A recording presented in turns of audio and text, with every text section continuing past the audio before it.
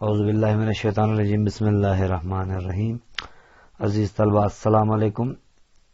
Second year میں اردو کے حصہ نظم سے آج ہم شامل نصاب میرا جی کی نظم دیکھیں گے، جو کہ شکست کی آواز کے عنوان سے کتاب میں موجود ہے۔ میرا جی 1912 میں پیدا ہوئے اور ان کے آباء و اجداد کا تعلق کشمیر سے تھا، جو کہ ڈوگرا راج میں گجرانوالا میں آ کر آباد ہوئے تھے۔ میرا جی سے متعلق یہ کہا جاتا ہے کہ انہوں نے زیادہ تعلیم حاصل نہیں کی تھی، میٹرک کا بھی ایون امتحان انہوں نے کبھی پاس نہیں کیا تھا، لیکن یہ ہے کہ ایک انتہائی سرگرم ادبی کارکن تھے اور نہایت مختلف المزاج شاعر تھے۔ میرا جی کی زندگی سے متعلق بھی ایک بات میں یہاں اشارتاً عرض کرتا چلوں کہ یہ اردو ادب کے ان شعراء میں شامل ہیں جن کی شخصیت نارمل کم نظر آتی ہے، ایب نارمیلٹی کی طرف جو جن کی پرسنالٹی ہے یہ ان میں شامل ہے۔ یعنی کہ میرا جی شخصیت میں یا بطور انسان وہ معاشرے کے عام نارمل لوگوں سے بہت زیادہ مختلف تھے، اور چونکہ میرا جی کا جو مطالعہ تھا اس میں مغربی شعراء کا بھی انہوں نے پڑھا ہوا تھا، تو اس کے اثرات بھی بہرحال ان کی شاعری میں تھے۔ ان کی مجموعہ ہائے کلام کے نام ہے میرا جی کے گیت، میرا جی کی نظمیں، گیت ہی گیت، تین رنگ اور پابند نظمیں۔ پابند نظمیں جو ہیں وہ انہی میں سے یہ شامل نصاب نظم بھی ہے، شکست کی آواز۔ پہلے نظم دیکھتے ہیں۔ امنگوں نے میرے دل کو عجب الجھن میں ڈالا ہے، سمجھتا ہے کہ جو بھی کام ہے وہ کرنے والا ہے۔ یہ کہتا ہے نئے رشتے دکھاؤں میں سواروں کو، یہ کہتا ہے کہ لے آؤں فلک سے ماہ پاروں کو، یہ کہتا ہے کہ صحراؤں کی دوری طے کروں پل میں، حقیقت میں یہ احساس شعوری طے کروں پل میں، جہاں نینوں کو دیکھا ہوں جو ہے قلب سمندر میں، بیان سنگ پالوں منجمد ہے کوہ کے سر میں۔ یہ کہتا ہے کہ ساری کائنات ایک ذرہ بن جائے، جو ہے لا انتہا وقفہ وہ بس ایک لمحہ بن جائے، مگر اونچے ارادے ہیں تو کیا اونچے ارادوں کو سمجھنے کا نہیں احساس حاصل سیدھے سادوں کو، جہاں میں سیدھے سادے آدمی کثرت سے بستے ہیں، ہے محدود ان کی ہمت اور محدود ان کے رستے ہیں، تمدن اور تہذیبوں نے پھندا ان پہ ڈالا ہے، وہ کہتے ہیں کہ ہونا ہے وہی جو ہونے والا ہے، بدل کر کیا کریں گے ہم طریقے آج قدرت کے، ہمارے دامنوں پر ہاتھ کل ہوں گے مشیت کے، انہیں تسکین ہے پہلی لکیروں کی فقیری میں، یہ کھوئے ہیں تمنا کی ضعیفی اور پیری میں ان کو دیکھتا ہوں دل پہ ہوتا ہے اثر ان کا، میں ایک مظلوم ہوں ماحول کے اس قصب ساکن کا، مگر ہاں باوجود اس کے میرے دل میں جوالا ہے، امنگوں نے میرے ہستی کو ایک الجھن میں ڈالا ہے۔ عزیز طلبہ، اس سے قبل کہ ہم کچھ بندوں کو آپس میں جوڑ کر ہم تشریح کریں، ہم خلاصتاً اس نظم کا مفہوم آپ کے سامنے رکھ دیتے ہیں کہ اس نظم میں یہ بات کی گئی ہے کہ انسان کے دل میں اٹھنے والی جو خواہشات ہیں وہی خواہشات در اصل شکست کی آواز ہیں، یہ آرزویں کہ جنہیں ایک عام آدمی، ایک غریب انسان پا نہیں سکتا۔ دیکھیے، عمومی طور پہ معاشرتی سطح پر ایک کلیہ ہے، وہ یہ کہ اگر انسان محنت کرے تو کیا حاصل نہیں کر سکتا، یہ بات بالکل درست، لیکن اس کے باوجود کچھ امنگیں ایسی ہیں کہ جن کا حاصل کرنا بہر کیف کسی بھی انسان کے لیے ممکن نہیں، کیونکہ ہزاروں خواہشیں ایسی کہ ہر خواہش پہ دم نکلے، بہت نکلے میرے ارمان لیکن پھر بھی کم نکلے۔ آپ اس شعر پہ بھی غور کریں تو اس طرح آپ کو اس نظم کی جو انتہا ہے اس کو سمجھنے میں آسانی ہو جائے گی کہ بہت ساری چیزوں کو حاصل کر لینے کے باوجود جس چیز کی کمی رہ جائے اس چیز کی سوچ کو خواہش کہا جائے گا، اور اسی خواہش کی آواز جو ہے وہ شکست کی آواز ہے، کیونکہ اس میں امنگیں موجود ہیں۔ شاعر کہتا ہے کہ میرے دل کو امنگوں نے عجب الجھن میں ڈال کے رکھا ہوا ہے، اور یہ کہتا ہے کہ جو بھی کام ہے وہ کرنے والا ہے، حالانکہ ہر کام کرنے والا نہیں ہوتا۔ اب پھر امنگ یا خواہش شاعر سے کیا کہتا ہے؟ یہ کہتا ہے نئے رشتے دکھاؤں میں سواروں کو، یہ کہتا ہے کہ لے آؤں فلک سے ماہ پاروں کو، ماہ پارے چاند کے ٹکڑے۔ اب اس جذب میں شاعر اپنے دلی احساسات بیان کر رہا ہے۔ وہ کہتا ہے کہ میرے دل میں بہت ساری تمنائیں ہیں، خواہشات ہیں، جو مجھے بہت الجھن میں، بے چینی میں ڈال کے رکھتی ہیں، اور انہی تمناؤں کی وجہ سے میں بہت پریشان رہتا ہوں، کیونکہ میرے دل کی خواہشات مجھ سے عجیب عجیب تقاضے کرتی ہیں۔ کبھی اس کا خیال یہ ہوتا ہے کہ بھائی میں نے جیسا سوچا وہی ہو جانا چاہیے، کبھی یہ مجھے ایسے راستے دکھاتا ہے کہ جن راستوں پہ چلنا میرے لیے ممکن نہیں، لیکن خیال ہمیشہ اسی طرف میرا لگا رہتا ہے۔ عزیز طلبہ، اگر آپ غور کریں تو آپ کو نظر آئے گا کہ اس معاشرے میں ایسے بہت سارے لوگ ہوں گے جو بہت ساری چیزوں کی کمی رکھتے ہیں زندگی میں، لیکن جن چیزوں کی کمی ہوتی ہے انسان کی سوچ عموماً اسی طرف ہی مائل ہوتی ہے، اور وہ ان چیزوں کو مکمل کرنے کی سعی کرتا ہے، سوچتا رہتا ہے۔ تو یہ اسی طرح کی بات ہے، شاعر کے دل میں بھی تمنائیں ہی ہیں جو اس کو آسمان سے ستارے توڑنے کی ترغیب دے رہا ہے، اس کے دل کو اکسا رہا ہے۔ کہنے کا مقصد یہ ہے کہ اس الجھن میں کیا کیا امنگیں پیدا ہو رہی ہیں، یہ ذرا دیکھتے ہیں۔ یہ کہتا ہے کہ صحراؤں کی دوری طے کروں پل میں، حقیقت میں یہ احساس شعوری طے کروں پل میں۔ اسی مصرے پہ اگر ہم غور کریں تو احساس شعوری خیال، شاعر کہتا ہے کہ میرے دل میں ایسے ایسے امنگیں اڑ رہی ہیں کہ یہ امنگیں، یہ خواہشات مجھ سے تقاضا کرتی ہیں، میری خواہشات، کہ جو کچھ سوچ میں آ رہا ہے اس کو طے کروں پل میں، ایک دم میں طے کر لوں، مجھے وہ چیزیں حاصل ہو جائیں۔ شاعر اپنے دلی جذبات کا اظہار کرتے ہوئے کہتا ہے کہ میرا دل بہت سارے خواب دیکھتا ہے، امکانات کے اوپر بات کرتا ہے، اور کہتا ہے کہ جو کچھ میں سوچ رہا ہوں اس کو میں ایک دم طے کروں۔ جہاں نینوں کو دیکھا ہوں جو ہے قلب سمندر میں، یعنی کہ سمندر کی تہ میں جو دنیا بسی ہوئی ہے، میں اسے دیکھنے کی خواہش ہے دل میں۔ بیان سنگ پالوں منجمد ہے کوہ کے سر میں، اور پتھروں سے باتیں کروں، وہ باتیں جو پتھروں کے سروں کے اندر قید ہیں۔ اب آپ خود بتائیے، یہ عجیب و غریب خیالات انسان کے ذہن میں آتے ہیں۔ صحرا کی وسعت، پہاڑوں کی سختی، پانی کی گہرائی، ان سب کے اندر پہنچ کر ان سے اپنے مطلب کو اخذ کرنے کے لیے شاعر کا دل عجیب و غریب خیالات پیدا کرتا ہے۔ شاعر یہ کہتا ہے کہ جو بھی میرے دل میں آئے وہ حقیقت بن جائے۔ اے جذبہ دل گر میں چاہوں ہر چیز مقابل آ جائے، منزل کے لیے دو گام چلو اور سامنے منزل آ جائے۔ باہر کیف اس کے بعد شاعر کہتا ہے کہ جو یہ کہتا ہے کہ کائنات ایک ذرہ بن جائے۔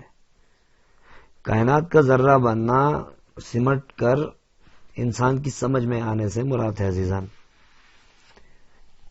انسان یا شاعر کا دل کہہ رہا ہے کہ کائنات سمٹ کر بالکل چھوٹی سی ہو جائے اور میں اس کو لمحوں میں سمجھ سکوں۔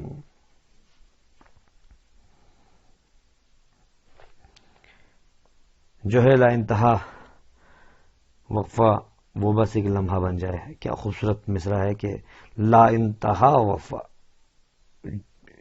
کائنات جس کی وسعتیں ہماری سوچ سے بھی زیادہ وسیع ہیں، اس کو لمحہ بنانے کے لیے بھی انسان کا ذہن سوچتا ہے۔ یہی تو بات ہے کہ انسان کے اندر سوچنے کی طاقت ہوتی ہے، لیکن یہی امنگیں، جو بعد میں پوری نہیں ہوتی تو وہ شکست کی آواز بن جاتی ہیں. مگر اونچے ارادے ہیں تو کیا اونچے ارادوں کو سمجھنے کا نہیں احساس حاصل سیدھے سادوں کو. جہاں میں سیدھے سادی آدمی تو کثرت سے بستے ہیں، محدود ان کی ہمت اور محدود ان کے رستے ہیں. یہاں سے شاعر نے ذرا ٹرن لیا ہے. یہاں شاعر نے اپنی خواہشات کو ذرا سا ڈائیورٹ کر کے اب کہتا ہے کہ اگر دل میں اس طرح کے ارادے ہیں جن ارادوں کے بارے میں عام لوگ یہ سوچیں کہ یہ بہت اونچے ارادے ہیں، ناممکن ارادے ہیں، اور یہ ارادے وہ ہیں کہ جن کو عمل کے سانچے میں ڈالنا بہت مشکل کام ہے، تو کیا ایسے امنگیں، ایسی آرزویں جو ہیں وہ سیدھے سادے اور عام آدمی کے ذہن میں نہیں آ سکتی؟ کیا انہیں یہ حق حاصل نہیں ہے کہ وہ سوچ سکیں؟ کیا کسی سیدھے سادے انسان کو اتنا بھی حق نہیں ہے کہ وہ اپنی سادگی میں اللہ تعالیٰ سے خواہشات کر سکے؟ وہ کہتا ہے کہ مجھے میری دل کی خواہشات بے چین ضرور رکھتی ہیں. میں آسمان سے ستارے توڑنے کے حوالے سے، پہاڑوں سے باتیں کرنے کے حوالے سے، سمندروں کی تہوں میں جانے کے حوالے سے، کائنات کو محدود کرنے کے حوالے سے سوچتا ضرور ہوں، لیکن ان تمام سوچوں کو میں اپنے لیے جرم نہیں سمجھتا. میں ایک سیدھا سادہ انسان ہوں اور مجھے اس کا حق ہے کہ میں سوچوں. میں صرف اور صرف بتائی ہوئی باتوں تک محدود رہنا نہیں چاہتا، کیونکہ میں انسان ہوں، مجھے سوچنے کا حق ہے. پھر یہی بات آگے چل کر کے جہاں میں سیدھے سادے انسان بہت زیادہ بستے ہیں،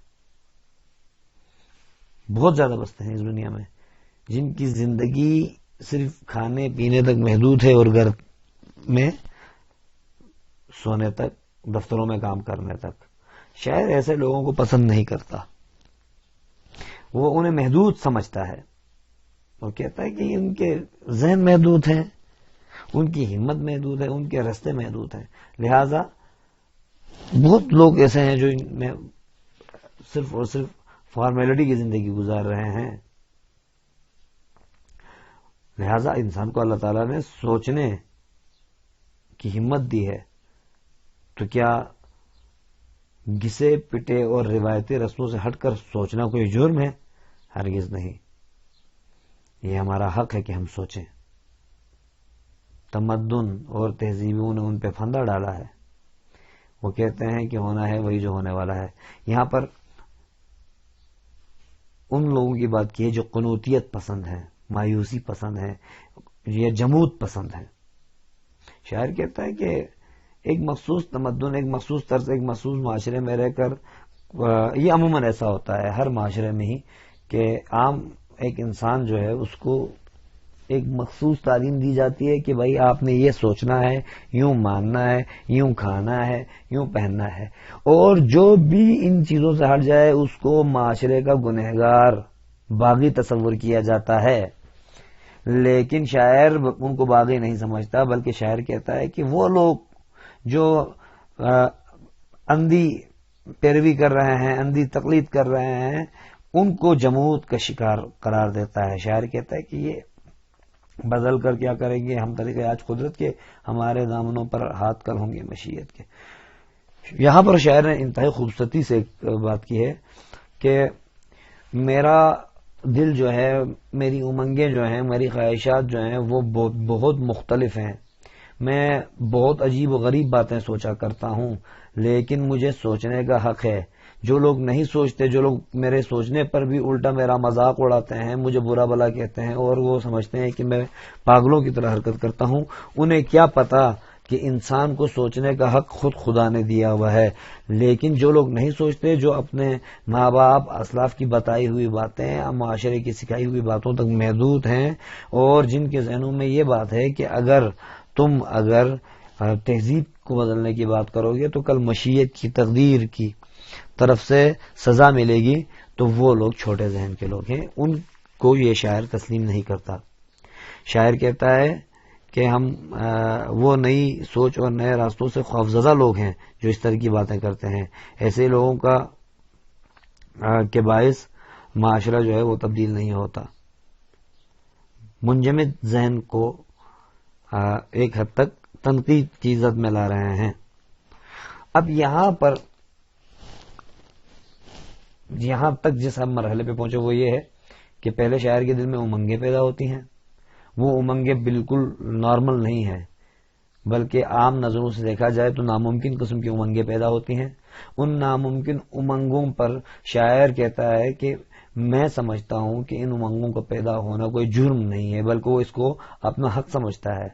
اور وہ کہتا ہے کہ سیدھے سادے لوگوں میں بھی شامل ہوں، لیکن میرے سوچنے کا زاویہ مختلف ہے. البتہ اب بھی ایسے لوگوں کی کثرت موجود ہے، بہت سارے لوگ ہیں جو میری طرح نہیں سوچتے، بلکہ جو اس سوچنے کو بھی جو ہے جرم سمجھتے ہیں. انہیں تسکین ہے پہلی لکیروں کی فقیری میں. اب یہاں پر بھی بہت گہرا طنز ہے. شاعر کہتا ہے کہ یہ وہ لوگ ہیں جنہیں تسکین ہے، جنہیں سکون ہے پہلی لکیروں کی فقیری میں، یعنی کہ جیسا پڑھایا گیا، جیسا بتایا گیا چپ چاپ مان لیا. جو اپنے عقل کو استعمال نہیں کرتے یہ وہ لوگ ہیں. یہ کھوئے ہیں تمنا کی ضعیفی اور پیری میں. مگر میں ان کو دیکھتا ہوں تو دل پہ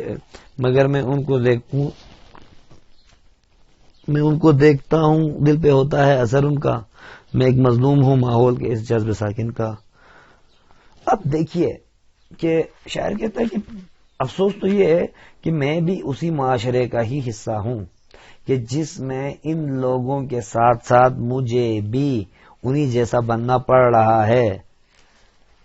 یہ حالانکہ مظلوم لوگ ہیں جن پر آج تک ماضی کی سوچیں تھوپی گئی ہیں، جنہیں بتایا گیا ہے کہ معاش یہ ہے، دین یہ ہے، شریعت یہ ہے، اخلاقیات یہ ہے. یعنی کہ یہ وہ لوگ ہیں. اچھا، اس کا ہرگز یہ مطلب نہیں کہ اس کے قصوروار ماضی کے سمجھانے والے لوگ رہے ہیں.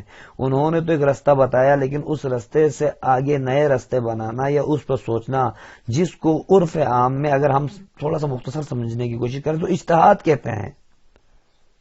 دین کے اندر جو اجتہاد کا تصور ہے وہ کیوں ہے؟ از خود جن کی ذہن اجتہادی نہیں ہے، جو آگے کی طرف خود سے کوئی نیا سوال پیدا نہیں کرتے ہیں اور بس جو کچھ بتایا گیا اسی کو سچ مانتے ہیں. یعنی کہ اگر انہیں یہ کہہ دیا جائے کہ یہ دن نہیں رات ہے تو وہ اس کو چپ چاپ رات مان لیتے ہیں اور یہ سوچ کر مانتے ہیں کہ مجھ سے زیادہ پڑھے لکھے نے، مجھ سے زیادہ بزرگ نے، مجھ سے بڑے عالم نے یہ بات کی ہے.